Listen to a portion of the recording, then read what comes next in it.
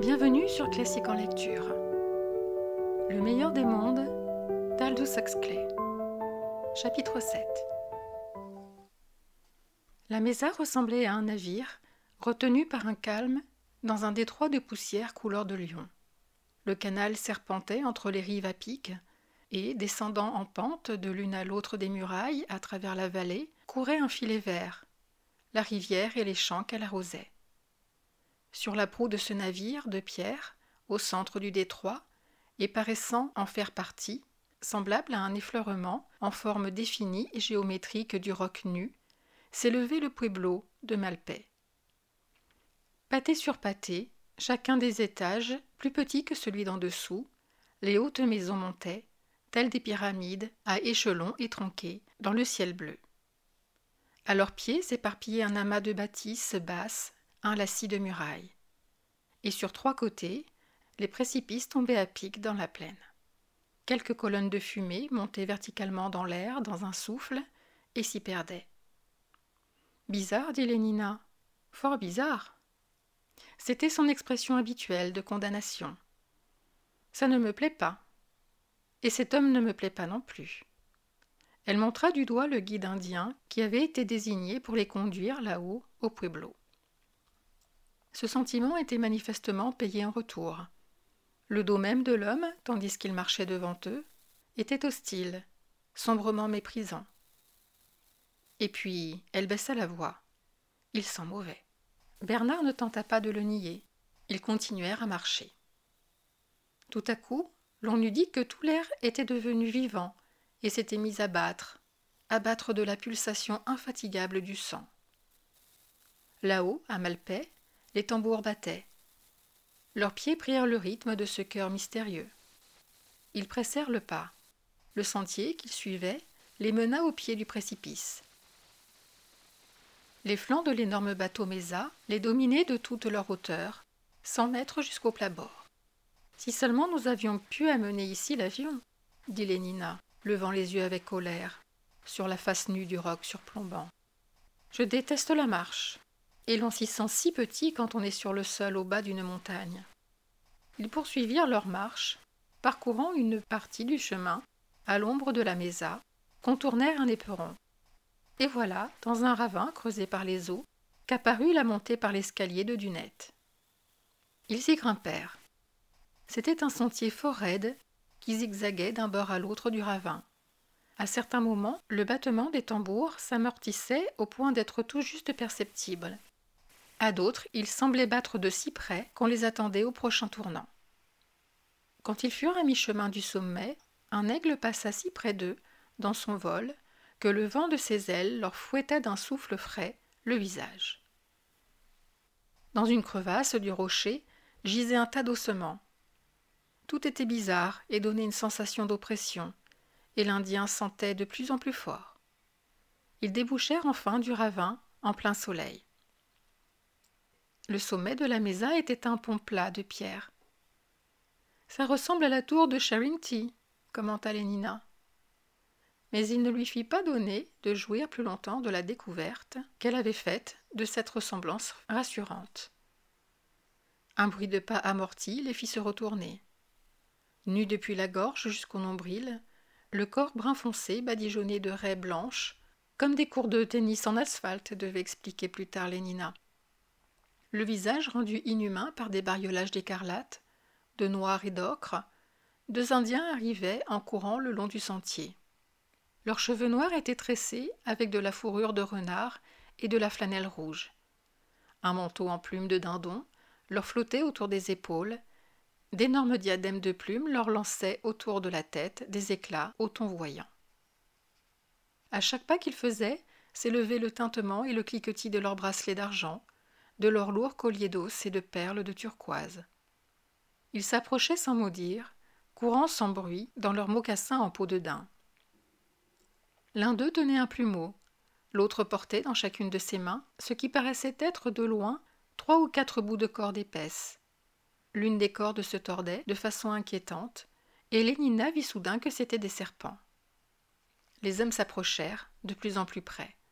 Leurs yeux sombres la dévisagèrent, mais sans donner aucun signe de reconnaissance, ni le moindre indice qu'ils l'eussent vu ou eussent conscience de son existence. Le serpent qui s'était tordu pendait à présent mollement avec les autres. Les hommes passèrent leur chemin. « Ça ne me plaît pas, dit Lénina. Ça ne me plaît pas. » Ce qui l'attendait à l'entrée du pueblo lui plut encore moins, lorsque leur guide les eut laissés pendant qu'ils entraient pour recevoir les instructions. La saleté tout d'abord, les piles d'immondices, la poussière, les chiens, les mouches. Le visage de Lénina se plissa en une grimace de dégoût. Elle porta son mouchoir à son nez. « Mais comment peuvent-ils vivre comme cela ?» laissa-t-elle éclater d'une voix pleine d'incrédulité indignée. Ce n'était pas possible. Bernard haussa philosophiquement les épaules. « Quoi qu'il en soit, dit-il, voilà 5 ou 6 000 ans qu'ils le font, de sorte que je suppose qu'ils doivent y être habitués à présent. » « Mais la propreté est l'approche de la fordinité, insista-t-elle. « Oui, et la civilisation, c'est la stérilisation, reprit Bernard, terminant sur un ton ironique la seconde leçon hypnopédique d'hygiène élémentaire. Mais ces gens-là n'ont jamais entendu parler de notre Ford, et ils ne sont pas civilisés, de sorte qu'il est sans intérêt de... Oh !» Elle lui agrippa le bras. « Regardez !» Un Indien à peu près nu descendait très lentement de l'échelle depuis la terrasse du premier étage d'une maison voisine, un échelon après l'autre, avec l'attention tremblante de l'extrême vieillesse. Son visage était profondément sillonné de rides, et noir, un tel masque d'obsidienne, tel un masque d'obsidienne. La bouche édentée s'était affaissée. Aux commissures des lèvres et de chaque côté du menton luisaient quelques longs poils hérissés, presque blancs, sur la peau foncée. Les longs cheveux non retenus en tresses lui tombaient en touffes grises tout autour du visage. Son corps était courbé et émacié au point de n'avoir presque plus de chair sur les os. Très lentement, il descendait, s'arrêtant à chaque échelon avant d'aventurer un pas de plus. « Qu'est-ce qu'il a donc ?» chuchota Lénina. Elle avait les yeux écarquillés d'horreur et d'étonnement. « Il est vieux, voilà tout, » répondit Bernard avec tout le détachement dont il était capable. Il était troublé lui aussi, mais il fit un effort pour ne pas paraître ému. « Vieux ?» répéta-t-elle. « Mais le directeur est vieux. Il y a des tas de gens qui sont vieux. Ils ne sont pas comme cela. » « C'est parce que nous ne leur permettons pas d'être comme ça. Nous les préservons des maladies. Nous maintenons artificiellement leurs sécrétions internes au niveau d'équilibre de la jeunesse. Nous ne laissons pas tomber leur teneur en magnésium et en calcium au-dessous de ce qu'elles étaient à 30 ans. Nous leur faisons des transfusions de sang jeunes. Nous maintenons leur métabolisme stimulé en permanence. Ainsi, naturellement, n'ont-ils pas cet air-là. En partie, ajouta-t-il, parce que la plupart d'entre eux meurent bien avant d'avoir atteint l'âge de ce vieillard. La jeunesse à peu près intacte jusqu'à 60 ans, et puis, crac, la fin. » Mais Lénina n'écoutait pas. Elle observait le vieillard. Lentement, lentement, il descendait. Ses pieds touchèrent le sol. Il se retourna. Dans leurs orbites profondément enfoncées, ses yeux étaient encore extraordinairement vifs. Ils la regardèrent un long moment, vides d'expression, sans surprise, comme si, tout bonnement, elle n'avait pas été là. Puis, lentement, le dos courbé, le vieillard, clopin-clopant, passa devant eux et disparut. « Mais c'est terrible, chuchota Lénina, c'est épouvantable. Nous n'aurions pas dû venir ici. » Elle tâta dans sa poche pour trouver son soma, mais malheureusement pour s'apercevoir que, par la suite d'un oubli sans précédent, elle avait laissé son flacon à l'auberge. Les poches de Bernard étaient également vides. Il ne restait à Lénina qu'à affronter sans secours extérieur les horreurs de Malpaix. Elles s'abattirent en tas sur elle, drues et rapides. Le spectacle de 2 jeunes femmes donnant le sein à leur bébé la fit rougir et l'obligea à détourner son visage. Elle n'avait, de sa vie, vu chose aussi indécente. Et ce qui l'aggravait, c'est que, au lieu de fermer les yeux et de la passer avec tact sous silence, Bernard se mit à faire, sur ce spectacle vivipare révoltant, des commentaires qui appelaient une réponse. Honteux, à présent que les effets du soma étaient tombés, de la faiblesse dont il avait fait preuve ce matin même, à l'hôtel, il se donnait du mal pour se montrer fort et libérer des opinions orthodoxes. Quel mode de relation merveilleusement intime! Merveilleusement intime, dit-il, dépassant délibérément toutes les bornes. Et quelle intensité de sentiment il doit créer! Il me semble souvent qu'il se peut qu'il nous ait manqué quelque chose à n'avoir pas eu de mère. Et peut-être aussi vous a-t-il manqué quelque chose à ne pas être mère, Lénina. Représentez-vous assise là-bas, vous-même, avec un petit bébé à vous. Bernard, comment pouvez-vous? Le passage d'une vieille femme atteinte d'ophtalmie et d'une maladie de peau détourna son indignation. « Allons-nous-en, supplée-t-elle. Tout cela ne me plaît pas. » Mais à ce moment, leur guide reparut et, leur faisant signe de le suivre, les conduisit le long de l'étroite rue entre les maisons. Ils tournèrent en arrivant à un coin. Un chien crevé gisait sur un tas d'ordures. Une femme goîtreuse cherchait des poux dans la chevelure d'une petite fille. Leur guide s'arrêta au pied d'une échelle, leva la main verticalement en l'air, puis la lança horizontalement en avant. Ils exécutèrent ce qu'ils demandaient silencieusement, ils gravirent l'échelle et, franchissant la porte à laquelle elle donnait accès, entrèrent dans une pièce étroite et longue, assez sombre et sentant la fumée, la graisse brûlée et les vêtements qu'on a portés longtemps sans les laver. À l'autre extrémité de la pièce était une autre porte, par laquelle pénétrait un rayon de soleil, ainsi que le bruit fort sonore et proche des tambours. Ils franchirent le seuil et se trouvèrent sur une terrasse spacieuse. Au-dessous d'eux, emprisonnée entre les hautes maisons, était la place du village, bondée d'Indiens. Des couvertures brillantes, des plumes fichées dans les chevelures noires et l'éclat des turquoises avec des peaux foncées luisantes de chaleur. Lénina porta de nouveau son mouchoir à son nez. Dans l'espace libre au centre de la place, il y avait 2 plateformes circulaires de maçonnerie et d'argile battue. Toiture, à n'en pas douter, de chambres souterraines. Car au centre de chacune des plateformes s'ouvrait une écoutille béante avec une échelle qui sortait de l'obscurité inférieure. Il en montait un son de flûte souterraine qui se perdait presque totalement dans le battement persistant, régulier, implacable des tambours. Les tambours plaisaient à Lénina. Fermant les yeux, elle s'abandonna à leur tonnerre assourdi et répété. Elle en laissa envahir de plus en plus complètement son moi conscient, si bien qu'enfin il ne subsista plus rien au monde que cette unique et profonde pulsation sonore. Elle lui rappelait, en la rassurant, les bruits synthétiques des offices de solidarité et des cérémonies du jour de Ford. « Orginet, Porginet » murmura-t-elle en elle-même. Ces tambours battaient exactement suivant le même rythme. Il y eut une explosion soudaine de chants qui la fit sursauter, des centaines de voix d'hommes criant tout impétueusement dans un unisson rauque et métallique. Quelques notes longuement tenues et le silence tombant des tambours. Puis, perçante, d'un ton de hennissement aigu, la réponse des femmes. Puis de nouveau les tambours. Et une fois encore, émise par les hommes, l'affirmation profonde et farouche de leur virilité. Bizarre, oui. L'endroit était bizarre. La musique l'était aussi, les vêtements, les goitres, les maladies de peau, les vieillards l'étaient également.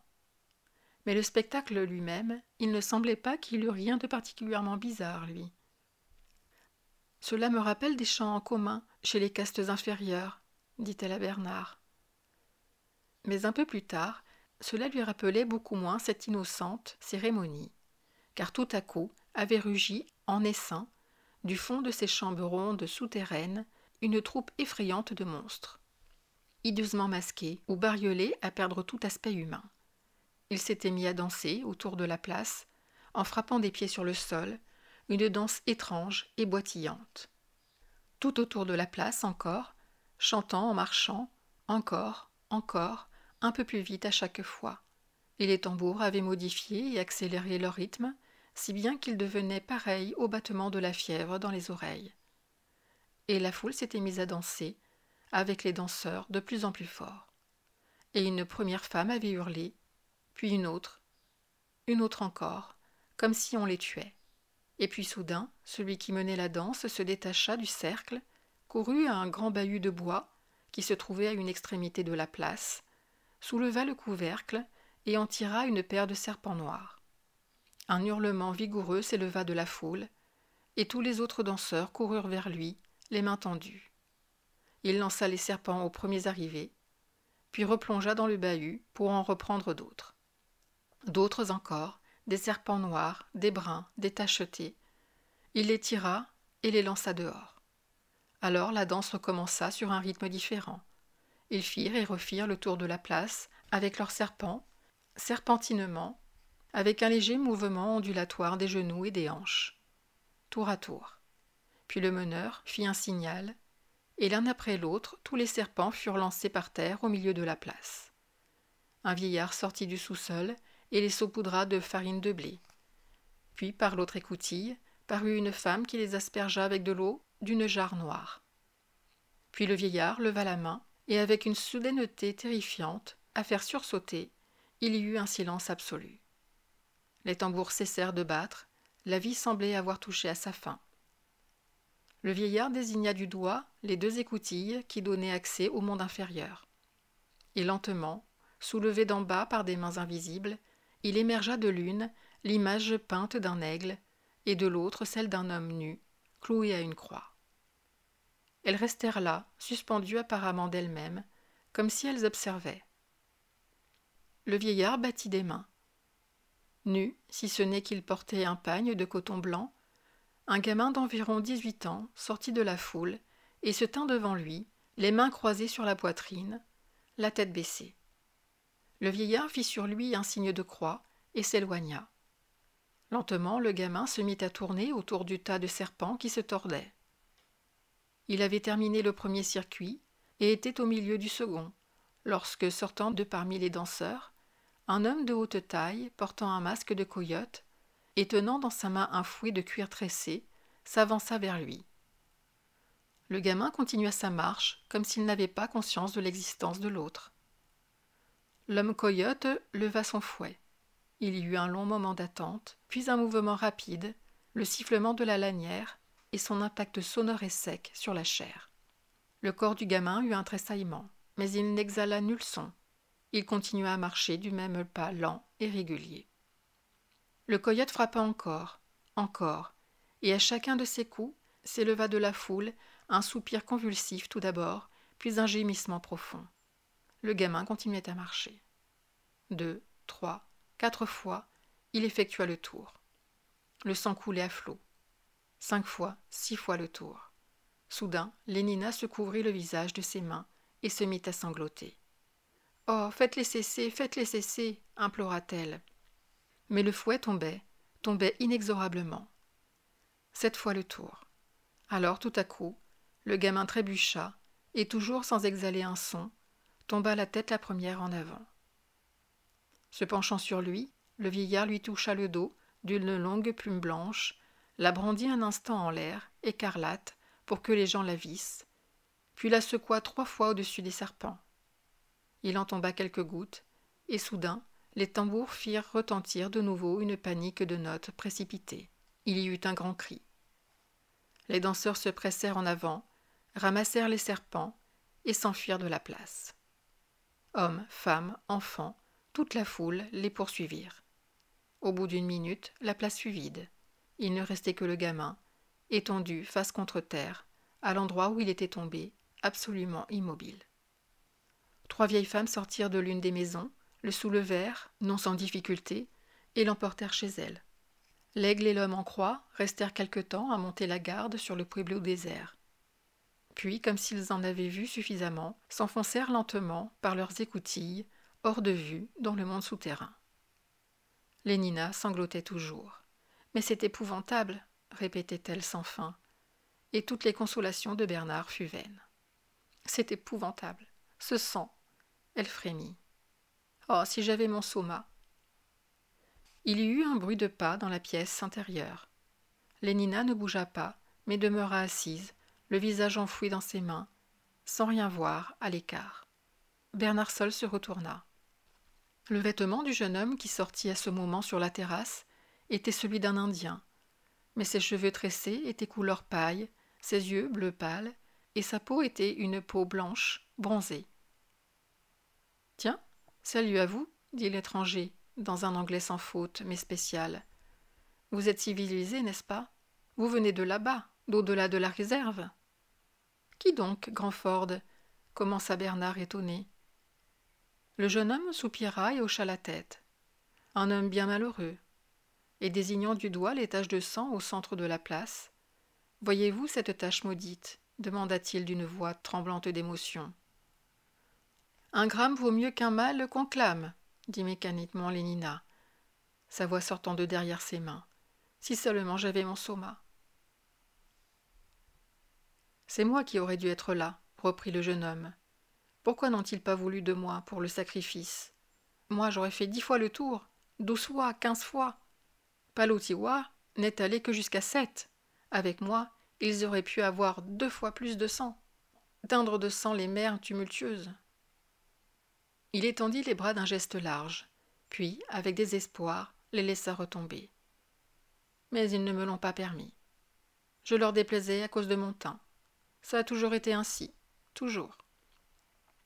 Le jeune homme avait les larmes aux yeux. Il eut honte et se détourna. L'étonnement fit oublier à Lénina la privation de soma. Elle se découvrit le visage et pour la première fois regarda l'étranger. « Quoi ? Vous voulez dire que vous désiriez être frappé de ce fouet ?» Détournant toujours d'elle ses regards, le jeune homme fit un signe affirmatif. « Pour le bien du pueblo, pour faire venir la pluie et faire pousser le blé, et pour plaire à Pocong, et à Jésus. Et puis pour montrer que je suis capable de supporter la douleur sans crier, oui. » Et sa voix prit soudainement une résonance nouvelle. Il se retourna en carrant fièrement les épaules, en soulevant le menton avec orgueil, d'un air de défi. « Pour montrer que je suis un homme. » « Oh !» Il eut un halètement convulsif et se tut, les yeux écarquillés. Il avait vu pour la première fois de sa vie le visage d'une jeune fille dont les joues n'étaient pas de la couleur du chocolat ou de la peau de chien, dont les cheveux étaient châtain clair, avec une ondulation permanente, et dont l'expression, nouveauté ahurissante, était celle de l'intérêt bienveillant. Lénina lui souriait. « Comme il a l'air gentil, ce garçon, songeait-elle, et comme il est beau !» Le sang afflua au visage du jeune homme. Il baissa les yeux, les releva un instant, seulement pour s'apercevoir qu'elle lui souriait toujours, et fut tellement ému qu'il fut obligé de se détourner et de faire semblant de regarder fort attentivement quelque chose qui était de l'autre côté de la place. Les questions que posa Bernard créèrent une diversion. Qui? Comment? Quand? D'où? Tenant les yeux fixés sur le visage de Bernard, car il avait le désir si éperdu de voir Lénina souriante qu'il n'osait absolument pas la regarder, le jeune homme essaya d'expliquer sa présence. Linda et lui, Linda c'était sa mère, ce mot fit prendre à Lénina un air gêné, étaient des étrangers dans la réserve. Linda était venue de là-bas, voici longtemps, avant qu'il fût né, avec un homme dont il était le fils. Bernard dressa l'oreille. Elle était partie à pied dans ces montagnes, par là, au nord, et avait fait une chute dans un endroit escarpé et s'était blessée à la tête. « Continuez, continuez, dit Bernard avec animation. Des chasseurs de Malpais l'avaient trouvé et l'avaient ramené au pueblo. Quant à l'homme dont il était le fils, Linda ne l'avait jamais revu. Il s'appelait Thomakin.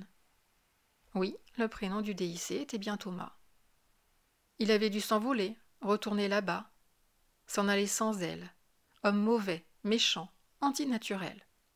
De sorte que je suis né à Malpais, dit-il pour conclure. À Malpais. Et il hocha la tête. Ah, cette petite maison de la lisière du pueblo, qu'elle était sale. Un espace couvert de poussière et d'immondices la séparait du village. 2 chiens affamés fouillaient du museau, d'une façon obscène, les détritus répandus devant la porte. À l'intérieur, lorsqu'ils y pénétrèrent, la pénombre était puante et sonore du vol des mouches. « Linda !» appela le jeune homme. Du fond de l'autre pièce, une voix féminine assez enrouée dit « J'arrive !» Ils attendirent. Par terre, dans les bols, il y avait des restes d'un repas, de plusieurs repas peut-être. La porte s'ouvrit. Une squaw blonde et très forte franchit le seuil et resta là à contempler les étrangers d'un regard ébahi, incrédule, bouche bée. Lénina remarqua avec dégoût qu'il lui manquait 2 dents de devant et la couleur de celles qui lui restaient. Elle eut un frisson. C'est pis que le vieillard. Comme cette femme était obscène. Et toutes ses rides sur la figure, ses chairs molles pendantes, ses plis, et ses joues affaissées avec ses pustules pourprées, et les veines rouges sur le nez, les yeux injectés de sang. Et ce cou, et la couverture dont elle s'était couvert la tête, en loques et crasseuse. Et sous la tunique brune, en forme de sac, ses seins énormes, la saillie du ventre, les hanches. Oh, bien pis que le vieillard, bien pis. Et soudain, cette créature laissa éclater un torrent de paroles, se précipita vers elle, les bras ouverts, et « Ford, Ford !» C'était révoltant. C'en était trop. Encore un moment, elle aurait la nausée. La pressa contre cette saillie, contre cette poitrine, et se mit à l'embrasser. Ford, à l'embrasser, en bavant. Et elle sentait abominablement mauvais. Il était manifeste qu'elle ne prenait jamais de bain, et elle empestait tout bonnement ce sale produit qu'on mettait dans les flacons de Delta et des Epsilon. Non, ce n'était pas vrai, ce qu'on disait au sujet de Bernard. Elle puait littéralement l'alcool. Lénina se détacha d'elle aussi rapidement que possible. Elle se trouva face à face avec un visage distordu et gonflé de larmes. La créature pleurait. « Oh, ma chérie, ma chérie !» Le torrent de paroles s'écoula dans ses sanglots. « Si vous saviez comme je suis contente, au bout de tant d'années. Un visage civilisé. Oui, et des vêtements civilisés. Parce que je croyais bien que je ne reverrais jamais un morceau de véritable soie à l'acétate. » Elle tâta de son doigt la manche de la chemisette de Lénina. Ses ongles étaient noirs. Et cette culotte adorable en velours de coton à la viscose. Savez-vous bien, ma chérie, que j'ai toujours mes vieux vêtements, ceux avec lesquels je suis venue, rangés dans une malle. Je vous les montrerai plus tard, quoique, bien sûr, l'acétate soit tout troué. Mais la cartouchière blanche est si ravissante. Encore que, je dois le reconnaître, la vôtre en maroquin vert le soit encore davantage. Ce n'est pas qu'elle m'ait servi à grand-chose, cette cartouchière. Les larmes se remirent à couler. John a dû vous raconter ça. Ce qu'il m'a fallu souffrir, et pas moyen de se procurer 1 gramme de soma. Rien qu'une gorgée de mescal, de temps en temps. De temps à autre, quand Popé me l'apportait. Popé, c'est un garçon que j'ai connu jadis. Mais cela vous rend si malade après coup. Le mescal et le peyote vous donnent mal au cœur. Et puis cela rendait encore bien plus pénible le lendemain cette sensation affreuse de honte. Et j'étais tellement honteuse, effectivement. Songez donc, moi, une bêta, avoir un bébé. Mettez-vous à ma place. Rien qu'à cette idée, Lénina frémit. Quoique ce ne fût pas ma faute, je le jure. Parce que je ne sais toujours pas comment cela s'est fait, étant donné que j'ai exaucé tous les exercices matulsiens. Vous savez bien, en comptant 1, 2, 3, 4. Toujours, je le jure. N'empêche que, malgré tout, c'est arrivé. Et naturellement, il n'y avait rien ici qui ressemblât à un centre d'avortement. À propos, est-il toujours là-bas, à Chelsea ? Demanda-t-elle. Lénina fit signe de tête affirmatif. Et toujours éclairé par les projecteurs le mardi et le vendredi ? Lénina fit de nouveau oui de la tête. Cette tour ravissante en verre rose. La pauvre Linda leva le visage et les yeux clos contempla en extase l'image brillante du souvenir. « Et la Tamise, la nuit » murmura-t-elle. De grosses larmes filtrèrent lentement d'entre ses paupières serrées. Et le retour en avion, le soir, de Stockport, et puis un bain chaud et un vibromassage par le vide. Mais voilà. Elle fit une inspiration profonde, hocha la tête, rouvrit les yeux, renifla une fois ou deux, puis se moucha dans ses doigts, qu'elle essuya sur le pan de sa tunique. « Oh, je regrette, dit-elle, en réponse à l'involontaire grimace de dégoût que fit Lénina. Je n'aurais pas dû faire cela, je regrette. Mais que faire, aussi, quand il n'y a pas de mouchoir ? Comme cela m'a tourmentée jadis, je m'en souviens, toute cette saleté, et le fait que rien ne soit aseptique. J'avais une entaille affreuse à la tête quand on m'a amenée ici, tout au début. Vous ne pouvez pas vous imaginer ce qu'on me mettait sur la plaie. De la crasse, tout simplement de la crasse. La civilisation, c'est la stérilisation, leur disais-je. Sur mon stéthoscope ailé, volé à Brandebourgté, voir ma salle de bain nickelée, avec un double WC. Comme si c'étaient des petits enfants. Mais ils ne comprenaient pas, bien entendu. Comment l'auraient-ils pu? Et en fin de compte, je m'y suis habituée, je suppose. Et au surplus, comment pourrait-on tenir tout propre quand il n'y a pas d'installation d'eau chaude? Et regardez-moi ces vêtements, cette sale laine. Ce n'est pas comme de l'acétate. Ça dure, et on est censé la raccommoder si elle se déchire. Mais moi, je suis une bêta. Je travaillais dans la salle de fécondation. Personne ne m'a appris à faire quoi que ce soit de ce genre-là. Ce n'était pas mon affaire. D'ailleurs, ce n'a jamais été bien de raccommoder des vêtements. Jetez-les quand ils ont des trous, et achetez-en de neufs. Plus on reprise, moins on se grise. C'est bien ça, n'est-ce pas? Raccommoder, c'est antisocial. Mais ici, tout est différent. C'est comme si on vivait comme des fous. Tout ce qu'ils font est fou. Elle jeta un regard circulaire. Elle vit que John et Bernard les avaient quittés et faisaient les 100 pas au dehors de la maison, dans la poussière et les immondices, mais n'en baissant pas moins la voix, en un ton confidentiel, et se penchant, tandis que Lénina se raidissait et se reculait, si près que son souffle empesté de poisson, pour embryon, agitait les cheveux qui tombaient sur la joue de la jeune femme. « Par exemple, dit-elle dans un chuchotement éraillé, voyez la façon dont on se prend l'un l'autre ici. C'est fou, vous dis-je, absolument fou. Chacun appartient à tous les autres, n'est-ce pas? N'est-ce pas? Insista-t-elle, tirant Lénina par la manche. Lénina, détournant toujours la tête, fit un signe affirmatif, expira la bouffée d'air qu'elle avait retenue et réussit à en inspirer une autre, relativement impolluée. Eh bien, ici, reprit l'autre, nul n'est censé appartenir à plus d'une personne. Et si l'on prend des gens, selon la manière ordinaire, les autres vous trouvent vicieuse et antisociale. On vous hait, on vous méprise. Une fois, il est venu un tas de femmes qui se sont mises à faire une scène parce que leur mari venait me voir. Et puis, pourquoi pas? Et alors, elles se sont précipitées sur moi. Non, quelle horreur! Je ne peux pas vous raconter cela. De ses mains, Linda se cacha le visage et fut prise d'un frémissement. Comme elles sont odieuses ici, les femmes, folles et cruelles. Et, bien entendu, elles n'entendent rien aux exercices malthusiens, ni aux flacons, ni à la décantation, ni à rien de tout cela. Alors elles passent leur temps à avoir des enfants, comme des chiennes. C'est révoltant. Et quand je pense que moi... Oh, Ford.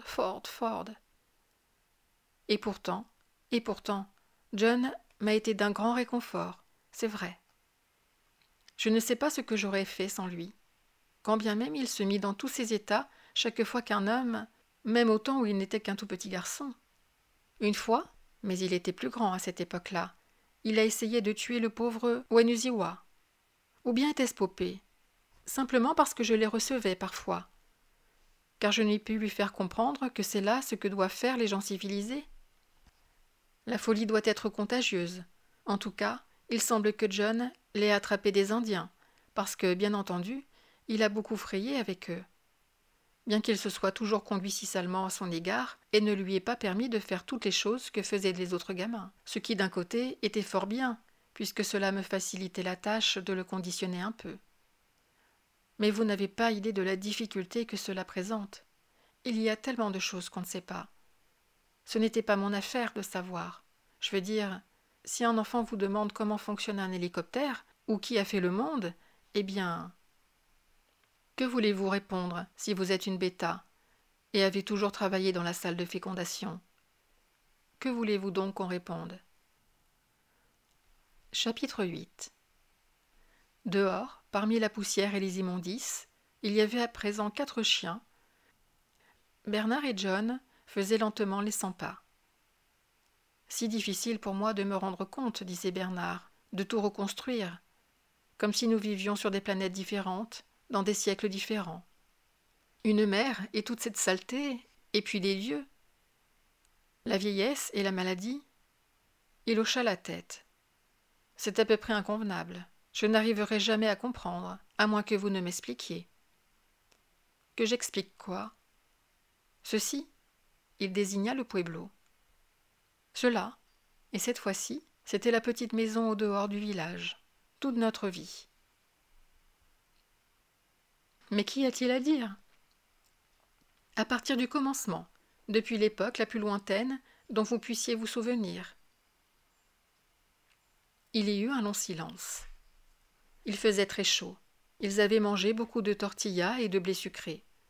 Linda lui dit « Viens te coucher, bébé. » Ils se couchèrent ensemble dans le grand lit.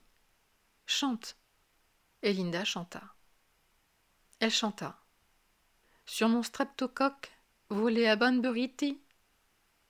Et bon voyage, petit bébé, bientôt tu seras décanté. » Sa voix se fit de plus en plus faible. Il y eut un grand bruit, et il se réveilla en sursaut. Un homme était debout à côté du lit, énorme, effrayant. Il disait quelque chose à Linda, et Linda riait. Elle avait remonté la couverture jusqu'à son menton, mais l'homme la rabattit. Il avait des cheveux qui ressemblaient à 2 cordes noires, et autour de son bras, il y avait un ravissant bracelet d'argent avec des pierres bleues. Il aimait bien le bracelet, mais il avait peur néanmoins. Il cacha sa figure contre le corps de Linda. Linda posa sa main sur lui, et il se sentit mieux, en sécurité. Employant cet autre parler qu'il ne comprenait pas si bien, elle dit à l'homme « Pas en présence de John, voyons. » L'homme la regarda, puis contempla de nouveau Linda, et dit quelques mots d'une voix douce. Linda dit « Non ». Mais l'homme se pencha vers lui sur le lit, et son visage était énorme, terrible. Les cordes noires de ses cheveux touchaient la couverture. « Non », répéta Linda, et il sentit sa main qui le pressait plus fort. « Non, non !» Mais l'homme le prit par le bras, et cela faisait mal. Il cria. L'homme allongea son autre main et le souleva. Linda le tenait toujours, et disait toujours « Non, non !» L'homme dit quelque chose de bref et de courroucé, et soudain les mains de Linda l'avaient lâché. « Linda, Linda !» Il lança des coups de pied, se tortilla, mais l'homme l'emporta à travers la chambre jusqu'à la porte, qu'il ouvrit, le posa par terre au milieu de l'autre pièce, fermant la porte derrière lui. Il se leva et courut à la porte. En se haussant sur la pointe des pieds, il pouvait tout juste atteindre le gros loquet de bois.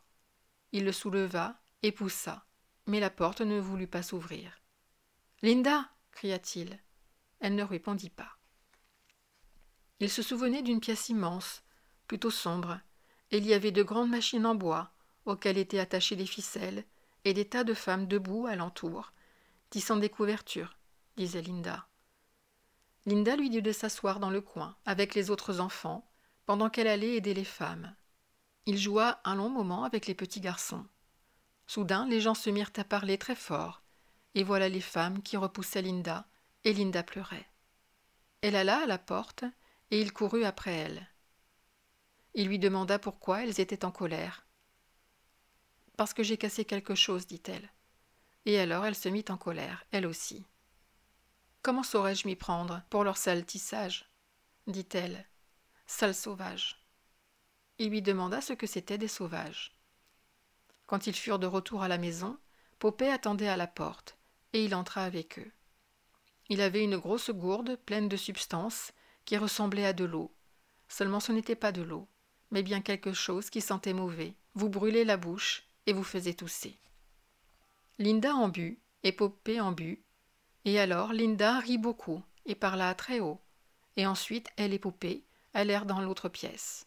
Lorsque Popet partit, il y entra. Linda était au lit, et si profondément endormie qu'il ne put pas la réveiller. Popet venait souvent.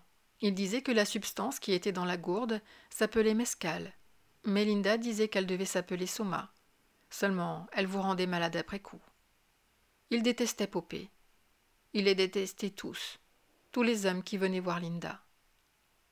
Un après-midi qu'il avait joué avec les autres enfants, il faisait froid, il s'en souvenait, et il y avait de la neige sur les montagnes.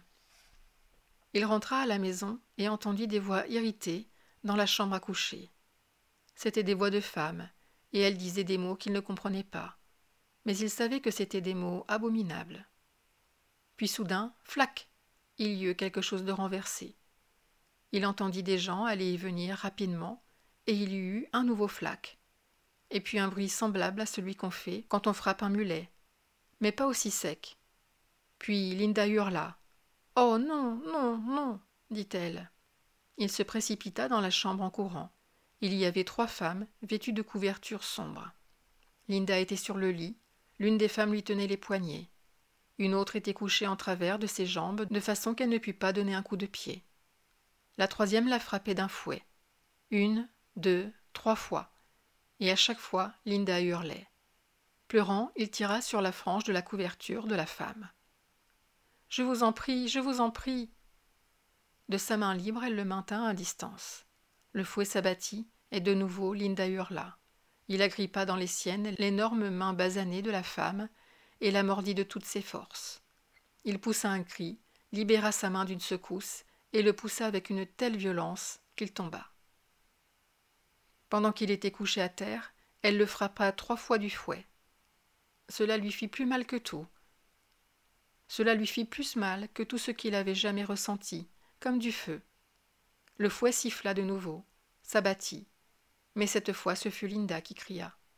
« Mais pourquoi qu'elle voulait te faire mal, Linda ?» demanda-t-il ce soir-là. Il pleurait, parce que les marques rouges du fouet sur son dos le faisaient encore souffrir horriblement.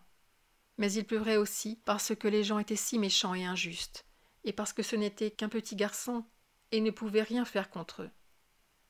Linda pleurait aussi. Elle était adulte, mais elle n'était pas assez grande pour lutter contre elles 3. Pour elle non plus, ce n'était pas juste. Pourquoi qu'elle voulait te faire mal, Linda ? Je n'en sais rien. Comment le saurais-je ? Il était difficile d'entendre ce qu'elle disait, parce qu'elle était couchée sur le ventre et que son visage était enfoui dans l'oreiller. Elles disent que ces hommes sont leurs hommes, reprit-elle. Et ce n'est pas du tout à lui qu'elle paraissait parler. Elle semblait parler à quelqu'un qui aurait été à l'intérieur d'elle-même. Un long discours auquel elle ne comprit rien. Et en fin de compte, elle se mit à pleurer plus fort que jamais. « Oh, ne pleure pas, Linda, ne pleure pas !» Il se serra contre elle. Il lui passa le bras autour du cou. Linda poussa un cri. « Ah, fais attention, mon épaule ! Oh !» Et elle le repoussa brutalement. Sa tête cogna contre le mur. « Petit imbécile !» cria-t-elle. Et puis soudain, elle se mit à lui donner des claques. « Pan, pan !»« Linda !» s'écria-t-il. « Oh, maman, ne fais pas ça. Je ne suis pas ta mère. Je ne veux pas être ta mère. Mais, Linda !»« Oh !» Elle lui donna une gifle sur la joue. « Transformée en sauvage !» vociféra-t-elle. « Avoir des petits comme un animal. Si tu n'avais pas été là, toi, j'aurais pu aller voir l'inspecteur. J'aurais pu partir. Mais pas avec un bébé. Ça aurait été trop honteux. » Il vit qu'elle allait le frapper de nouveau et leva le bras pour se protéger la figure. « Oh non, Linda, non, je t'en prie !»« Petit animal !» Elle lui rabattit le bras, lui découvrant le visage. « Non, Linda !» Il ferma les yeux, s'attendant au coup. Mais elle ne le frappa point. Au bout d'un petit instant, il rouvrit les yeux et vit qu'elle le regardait. Il essaya de lui sourire. Tout à coup, elle l'entoura de ses bras et le couvrit de baisers. Linda demeurait parfois plusieurs jours sans même se lever. Elle restait au lit, prise de tristesse. Ou bien elle buvait le liquide qu'apportait Poppée, riait énormément et s'endormait. Quelquefois, elle avait mal au cœur. Souvent, elle oubliait de se lever, et il n'y avait rien à manger, que des tortillas froides. Il se souvenait de la première fois qu'elle avait trouvé ces petites bestioles dans ses cheveux, comme elle avait poussé des cris et des cris. Les moments les plus heureux, c'est lorsqu'elle lui parlait de là-bas. Et on peut réellement se promener en volant quand on en a envie ? Quand on en a envie. Et elle lui parlait de la jolie musique qui sortait d'une boîte, de tous les jeux charmants auxquels on pouvait jouer, des choses délicieuses à manger et à boire, de la lumière qui apparaît quand on appuyait sur un petit machin dans le mur, les images qu'il était possible d'entendre, de sentir et de toucher tout en les voyant, d'une autre boîte à faire des bonnes odeurs, des maisons roses, vertes, bleues, argentées, hautes comme des montagnes. Elle lui contait comme tout le monde était heureux, sans que jamais personne fût triste ou en colère, comme chacun appartenait à tous les autres. Elle lui parlait des boîtes, où l'on pouvait voir et entendre ce qui se passait de l'autre côté du monde, des bébés dans de jolis flacons bien propres. Tout était si propre, pas de mauvaises odeurs, pas la moindre saleté. Elle lui contait que les gens ne se sentaient jamais seuls, mais vivaient ensemble, joyeux et heureux, comme pendant les danses d'été ici à Maltais, mais beaucoup plus heureux, avec le bonheur en permanence, chaque jour, chaque jour. Il écoutait pendant des heures d'affilée, et parfois, quand les autres enfants et lui étaient fatigués d'avoir trop joué, l'un des vieillards du pueblo leur parlait, avec ses autres mots différents, du grand transformateur du monde et de la longue lutte entre la main droite et la main gauche, entre la mouille et la sécheresse. D'Awano Wilona, qui fit un brouillard épais en pensant une nuit, et de ce brouillard créa ensuite le monde, de notre mère la terre et de notre père le ciel, d'Ayawuta et Marcellema, les jumeaux de la guerre et du hasard, de Jésus et de Pugong, de Marie et d'Etsanetlei, la femme qui redevient jeune, de la pierre noire à Laguna et du grand aigle, et de Notre-Dame d'Acoma. Histoires étranges, d'autant plus merveilleuses pour lui qu'elles étaient contées au moyen de ces autres mots, et, partant, moins complètement comprises. Étendu dans son lit, il songeait au ciel et à Londres, à Notre-Dame d'Acoma, et aux rangées sur rangées de bébés dans de jolis flacons propres, à Jésus s'envolant, à Linda prenant son vol, et au grand directeur des centres mondiaux d'incubation, et à Awo Nawilona. Beaucoup d'hommes venaient voir Linda. Les gamins commençaient à la montrer du doigt. Employant ces autres mots étranges, ils disaient que Linda était mauvaise.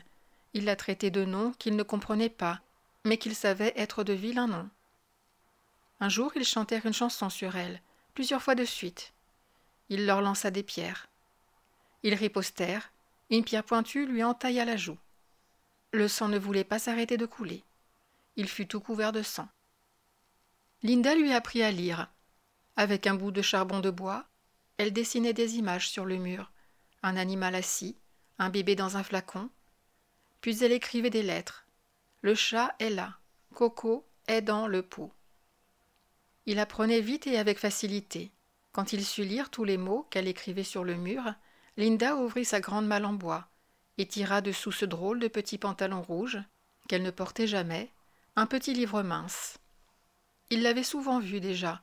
« Quand tu seras grand, avait-elle dit, tu pourras le lire. » Or, à présent, il était assez grand. Il en éprouva de la fierté.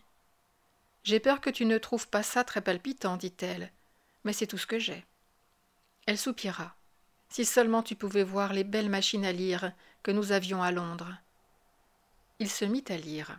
Le conditionnement chimique et bactériologique de l'embryon. Instructions pratiques pour les travailleurs bêta des dépôts d'embryons. Il lui fallut près d'un quart d'heure, rien que pour lire le titre. Il jeta le livre par terre. « Sale livre, dit-il, et il se mit à pleurer. Les gamins chantaient toujours leur horrible chanson sur Linda. Quelquefois aussi, ils se moquaient de lui à cause de ses vêtements en loques. Quand il déchirait ses habits, Linda ne savait pas les raccommoder. Là-bas, lui disait-elle, on jetait ses vêtements troués et on en achetait des neufs. « Locke, Locke !» lui criaient les gamins. « Mais moi, je sais lire, » se disait-il, et eux ne savent pas. Ils ne savent même pas ce que c'est que de lire. Il est assez facile, s'il concentrait suffisamment sa pensée sur cette question de lecture, de feindre que cela lui était égal, quand il se moquait de lui. Il demanda à Linda de lui rendre le livre. Plus les gamins le montraient du doigt et chantaient, plus il s'appliquait à lire. Bientôt, il fut en état de lire parfaitement bien tous les mots, même les plus longs. Mais que signifiait-il ? Il interrogea Linda, mais même lorsqu'elle était capable de répondre, cela ne paraissait pas rendre les choses bien claires. Et généralement, elle était absolument incapable de répondre. « Qu'est-ce que c'est que les produits chimiques ?» demanda-t-il. « Oh, des choses telles que les sels de magnésium, et l'alcool pour maintenir petits et arriérés les deltas et les epsilon, et le carbonate de calcium pour les os, et toutes les choses de ce genre. Mais comment qu'on les fabrique, les produits chimiques, Linda? D'où qu'ils viennent? Ça, je n'en sais rien. On les prend dans des flacons, et quand les flacons sont vides, on en envoie chercher d'autres, là-haut, au dépôt pharmaceutique. Ce sont les gens du dépôt pharmaceutique qui les fabriquent, je suppose. Ou bien ils les envoient chercher à l'usine.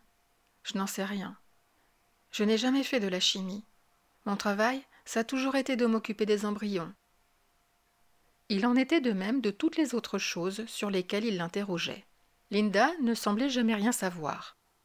Le vieillard du Pueblo avait des réponses bien plus précises. La semence de l'homme et de toutes les créatures, la semence du soleil et la semence de la terre, et la semence du ciel, c'est Awa Nawi Lona qui les a créées, toutes, à partir du brouillard, de l'accroissement. Or, le monde a 4 matrices, et il déposa les semences dans la plus basse des 4, et graduellement, les semences se mirent à pousser. Un jour, John calcula plus tard que ce devait être peu de temps après son 12e anniversaire. Il rentra à la maison et trouva par terre, dans la chambre à coucher, un livre qu'il n'avait encore jamais vu. C'était un gros livre qui paraissait fort ancien. La reliure avait été mangée aux souris. Quelques-unes des pages étaient détachées et froissées. Il le ramassa, regarda la page de titre. Le livre était intitulé « Œuvre complète de William Shakespeare ». Linda était étendue sur le lit, buvant à petites gorgées dans une tasse cet affreux et puant mescal. « C'est Poppée qui l'a apporté, dit-elle. » Sa voix était épaisse et rauque, comme la voix de quelqu'un d'autre. Il était dans l'un des coffres de l'Akiva, des antilopes. On suppose qu'il y est depuis des centaines d'années. Ça doit être vrai parce que je l'ai regardé et il m'a paru être tout plein de bêtises, datant de la civilisation. Enfin, il sera toujours assez bon pour te permettre de t'exercer à lire. Elle avala une dernière gorgée, posa la tasse par terre à côté du lit, se retourna sur le côté, eut un hoquet ou deux et s'endormit. Il ouvrit le livre au hasard. Ah, non mais vivre, dans la sueur puante d'un lit souillé, à mijoter dans la corruption et à se dire et se faire des caresses au-dessus de la bauge infecte. Les mots étranges lui roulèrent à travers l'esprit, y grondant, comme un tonnerre parlant, comme les tambours des danses d'été, si les tambours avaient pu parler, comme les hommes chantant la chanson du blé, belle, belle, à vous faire pleurer, comme le vieux Mitsima, prononçant des formules magiques sur ses plumes, ses bâtons taillés et ses bouts de pierre et d'os. « Kiatla, Tsilou, Siloqui, Siloqui, Siloqui. Qui est, Silou, Silou, Tsil. » Mais mieux que les formules magiques de Mitsima, parce qu'ils étaient plus chargés de sens, parce que c'est à lui qu'il s'adressait, qu'il parlait d'une façon merveilleuse et seulement à demi compréhensible, en formules terribles et splendides, de Linda. De Linda, couchée là et ronflant, la tasse vide par terre, à côté du lit. De Linda et de Poppée, de Linda et de Poppée. Il détestait de plus en plus Poppée. Un homme peut prodiguer les sourires et n'être qu'un scélérat. Traître, débauché, scélérat sans remords et sans bonté. Que signifiaient-ils au juste ces mots? Il ne le savait qu'à moitié, mais leur magie était puissante, et il continuait à gronder dans sa tête, et ce fut, sans qu'il sût comment, comme s'il n'avait pas réellement détesté Poppée auparavant, comme s'il ne l'avait jamais véritablement détesté parce qu'il n'avait jamais pu dire à quel point il le détestait. Mais maintenant, il possédait ces mots-là, ces mots qui étaient semblables à des tambours, à des chants et à des formules magiques, ces mots et l'histoire étrange, étrange, d'où ils étaient tirés. Elle n'avait pour lui ni queue ni tête, mais elle était merveilleuse néanmoins, merveilleuse. Ils lui donnaient un motif pour détester Poppée, et ils rendirent sa haine plus réelle. Ils rendirent Poppée lui-même plus réel. Un jour, alors qu'il rentrait après avoir joué, la porte de la chambre du fond était ouverte, et il les vit tous les deux couchés sur le lit, endormis. Linda toute blanche, et Poppée presque noire, à côté d'elle, un bras passé sous ses épaules, et l'autre main basanée, reposant sur sa poitrine, et l'une des tresses des longs cheveux de l'homme en travers de la gorge de Linda, comme un serpent noir essayant de l'étrangler. La gourde de Poppée, ainsi qu'une tasse, étaient posées par terre près du lit. Linda ronflait. Il lui sembla que son cœur avait disparu, laissant un trou. Il était vide. Il éprouva une sensation de vide, de froid, de nausée un peu, de vertige. Il s'appuya au mur pour s'affermir de ses jambes. Traître, débauché, sans remords. Semblable au tambour, semblable aux hommes chantant l'incantation du blé, semblable à des formules magiques. Les mots se répétaient et se répétaient dans sa tête. Après la sensation de froid, il eut soudain très chaud.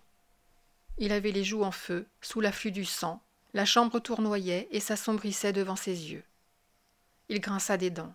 « Je le tuerai, je le tuerai, je le tuerai », disait-il sans fin. Et brusquement, il y eut d'autres mots encore. Quand il dormira, ivre-mort, ou dans sa rage, ou dans le plaisir incestueux de son lit. Les formules magiques étaient de son côté. La magie expliquait et donnait des ordres. Il sortit et revint dans la première pièce. Quand il dormira, ivre-mort, mort. Le couteau à viande gisait par terre près du foyer. Il le ramassa et retourna à la porte sur la pointe des pieds. Quand il dormira, ivre-mort, ivre-mort. Il traversa la chambre en courant et frappa. Ah, le sang! Frappa de nouveau, tandis que Poppée se libérait d'une secousse de l'étreinte du sommeil, leva la main pour frapper encore, mais sentit son poignet agrippé, tenu, et « oh, oh !» tordu. Il ne pouvait plus bouger. Il était pris dans un piège. Et voilà que les petits yeux noirs de Poppée, tout proches, plongeaient leur regard dans les siens. Il se détourna. Il y avait 2 entailles sur l'épaule gauche de Poppée. « Oh, voyez le sang !» criait Linda. « Voyez le sang !» Elle n'avait jamais pu supporter la vue du sang. Poppée leva son autre main pour le frapper, pensait-il. Il se raidit pour recevoir le coup. Mais la main se contenta de la prendre sous le menton et de lui tourner le visage, de façon qu'il fut obligé de croiser de nouveau le regard de Poppée. Cela dura longtemps, des heures et des heures. Et tout à coup, il ne put s'empêcher. Il se mit à pleurer. Poppée éclata de rire. « Va, dit-il, employant les autres mots, les Indiens. Va, mon brave Ayayuta. » Il sortit en courant dans l'autre pièce pour cacher ses larmes. « Tu as 15 ans, dit le vieux Mitsima, en parler indien. À présent, je puis t'apprendre à travailler l'argile. » Accroupis au bord de la rivière, ils travaillèrent ensemble. Tout d'abord, dit Mitsima, prenant entre ses mains une motte d'argile humectée, nous faisons une petite lune. Le vieillard pressa la motte pour lui donner la forme d'un disque, puis recourba les bords. La lune devint un bol creux. Lentement et maladroitement, il imita les gestes délicats du vieillard. Une lune, un bol, et maintenant un serpent. Mitsima roula un autre morceau d'argile pour en faire un long cylindre flexible, le recourba en cercle et l'appuya sur le bord du bol. Puis encore un serpent, encore un, encore un. Rondelle sur rondelle, Mitsima façonna les flancs du pot. Il était étroit, puis il se bomba et redevint étroit vers le col. Mitsima pressa, tapota, caressa et racla. Et voilà que l'objet se dressa enfin, pot à eau familier de Maltais quant à la forme, mais d'un blanc crémeux au lieu d'être noir, et encore mou au toucher. Parodie bancale de celui de Mitsima, le sien se dressait à côté. Regardant les 2 pots, il fut obligé de rire. « Mais le prochain sera encore mieux, dit-il, et il se mit à humecter un autre morceau d'argile. Façonner, donner une forme, sentir ses doigts acquérir plus d'adresse et de puissance, cela lui procurait un plaisir extraordinaire. A, B, C, vitamine D, se chantait-il à lui-même, tout en travaillant. L'huile est au foie, la morue à nager. Et Mitsima chantait aussi une chanson sur la mise à mort d'un ours. Ils travaillèrent toute la journée, et tout au long de la journée, il fut plein d'un bonheur intense, absorbant. « Cet hiver, dit le vieux Mitsima, je t'apprendrai à façonner l'arc. » Il resta longtemps debout devant la maison, et enfin les cérémonies qui se déroulaient à l'intérieur furent terminées. Ils sortirent. Couteloup venait en tête. Il tenait le bras droit tordu et la main bien serrée, comme pour garder quelques joyaux précieux. Sa main serrée tendue de même. Kakimé, elle, venait derrière lui. Ils marchèrent en silence, et c'est en silence derrière eux que venaient les frères et les sœurs, et les cousins, et toute la bande des vieux. Ils sortirent du pueblo, traversèrent la mesa. Au bord de la falaise, ils s'arrêtèrent, face au jeune soleil levant. Couteloup ouvrit la main. Une pincée de farine de froment s'étalait sur sa paume. Il y dirigea son souffle, murmura quelques paroles, puis lança, poignée de poussière blanche, vers le soleil. Kakimé fit de même. Alors le père de Kakimé s'avança, et brandissant un bâton à prière garni de plumes, fit une longue oraison, et lança ensuite le bâton derrière la farine. « C'est fini, dit le vieux Metsima d'une voix forte. Ils sont mariés. » Eh bien, dit Linda, tandis qu'il s'éloignait, tout ce que je puis dire, c'est qu'ils semblent faire bien des manières, pour fort peu de choses. Dans les pays civilisés, quand un garçon a envie d'une fille, il se contente de... Mais où vas-tu donc, John ? Il ne prêta aucune attention à ses appels, mais s'enfuit en courant, au loin, n'importe où, pour être seul. C'était fini. Les paroles du vieux Mitsima se répétèrent dans son esprit. Fini, fini. En silence et de fort loin, mais violemment, désespérément, sans le moindre espoir, il avait aimé Kakimé. Et maintenant c'était fini. Il avait 16 ans. À la pleine lune, dans la kiva des antilopes, des secrets allaient être dits, des secrets allaient être accomplis et endurés. Ils allaient descendre dans la kiva, gamins, et en ressortir hommes. Les gamins avaient tous peur et étaient en même temps impatients. Et enfin le jour était venu. Le soleil se coucha, la lune se leva. Il alla avec les autres. Des hommes se tenaient debout, sombres, à l'entrée de la kiva. L'échelle s'enfonçait dans les profondeurs éclairées de rouge. Déjà les gamins de tête avaient commencé à descendre. Soudain, l'un des hommes s'avança, l'agrippa par le bras et le tira hors des rangs. Il s'échappa et se reglissa à sa place parmi les autres. Cette fois, l'homme le frappa, lui tira les cheveux. « Pas pour toi, cheveux blancs. Pas pour le fils de la chienne, » dit l'un des autres hommes. Les gamins rirent.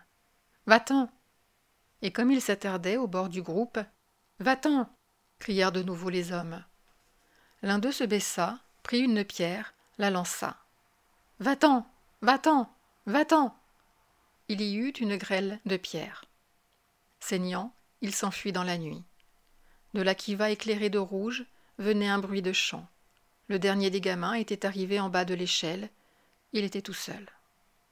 Tout seul, en dehors du pueblo, sur la plaine nue de la mesa. Le rocher ressemblait à des ossements blanchis sous le clair de lune. En bas dans la vallée, les coyotes aboyaient à la lune. Il souffrait encore de ses contusions, ses coupures saignaient encore. Mais ce n'est pas de douleur qu'il sanglotait, c'est parce qu'il était tout seul, parce qu'il avait été chassé, tout seul, dans ce monde sépulcral de rochers et de clairs de lune. Au bord du précipice, il s'assit. La lune était derrière lui. Il plongea son regard dans l'ombre noire de la mesa, dans l'ombre noire de la mort. Il n'avait qu'un pas à faire, qu'un petit saut. Il étendit la main droite au clair de lune. De la coupure de son poignet, le sang jaillissait encore. À intervalles de quelques secondes, une goutte tombait, sombre, presque sans couleur, dans la lumière morte. Une goutte, une goutte, une goutte. Demain, et puis demain, et puis demain. Il avait découvert le temps, la mort et Dieu. Seul, toujours seul, disait le jeune homme. Ces paroles réveillèrent un écho plaintif dans l'esprit de Bernard. Seul, seul. Moi aussi, dit-il, dans une bouffée de confidence, terriblement seul. Vous aussi ? John eut l'air étonné. Je croyais que là-bas... C'est-à-dire que Linda disait toujours que personne n'y était jamais seul. Bernard rougit, gêné. « Il faut vous dire, fit-il, bredouillant et détournant les yeux, que je dois être un peu différent de la plupart des gens. Si l'on se trouve avoir été différent dès la décantation. Oui, voilà, précisément. Le jeune homme approuva d'un signe de tête. Si l'on est différent, il est fatal qu'on soit seul. On est traité abominablement. Savez-vous bien qu'ils m'ont tenu à l'écart de tout, absolument? Quand les autres gamins allaient passer des nuits dans la montagne, vous savez bien, quand on doit voir en rêve ce qu'on a comme animal sacré, ils n'ont pas voulu me permettre d'aller avec les autres. Ils n'ont pas voulu me dire aucun des secrets. N'empêche que je l'ai fait tout seul, ajouta-t-il.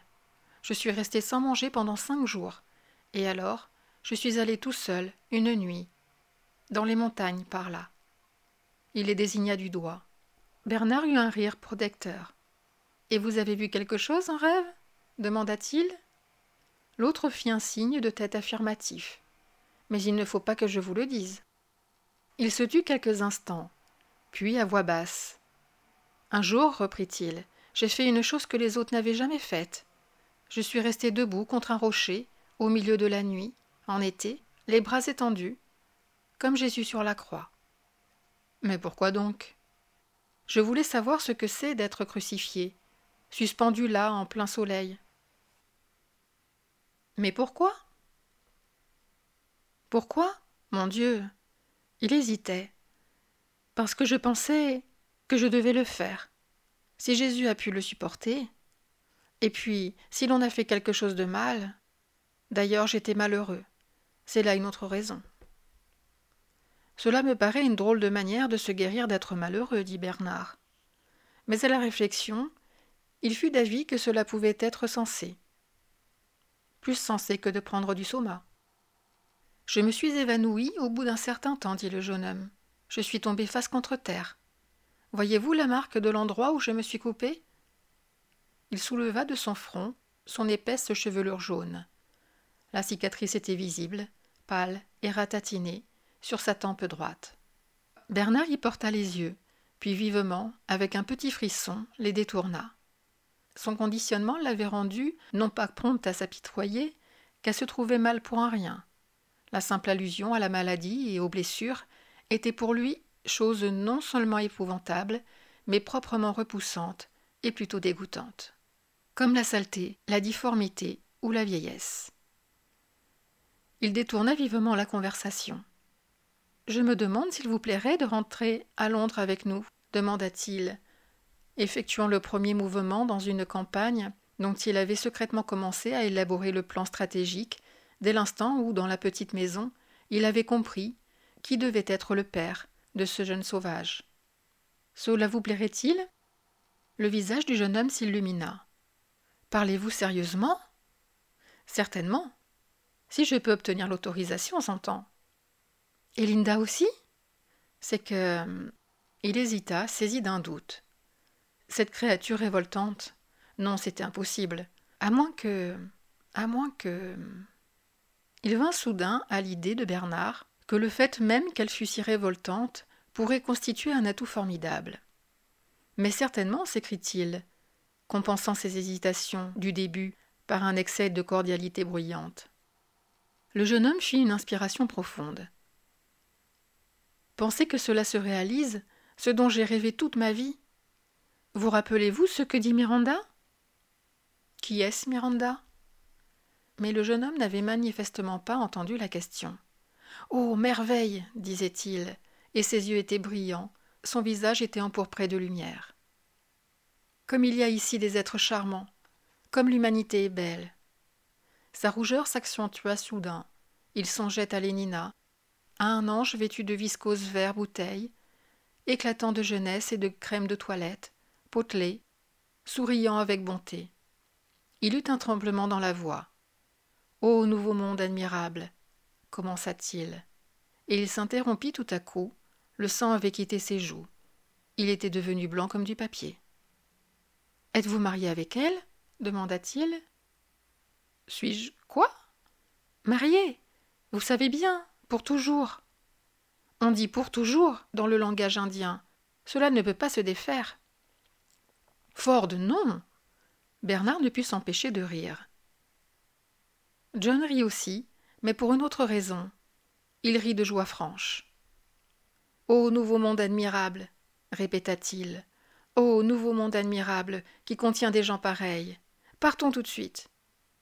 « Vous avez parfois une façon de parler fort singulière, dit Bernard, dévisageant le jeune homme avec un étonnement perplexe. Et de toute façon, ne feriez-vous pas mieux d'attendre que vous l'ayez vu, ce nouveau monde ? Merci d'avoir écouté les chapitres 7 et 8 du Meilleur des mondes d'Aldous Huxley sur Classique en lecture. Vous trouverez les chapitres suivants sur la playlist Livres audio. N'hésitez pas à liker, vous abonner et activer la cloche pour être prévenu lorsque je sors une nouvelle vidéo de lecture. À très vite sur Classique en lecture.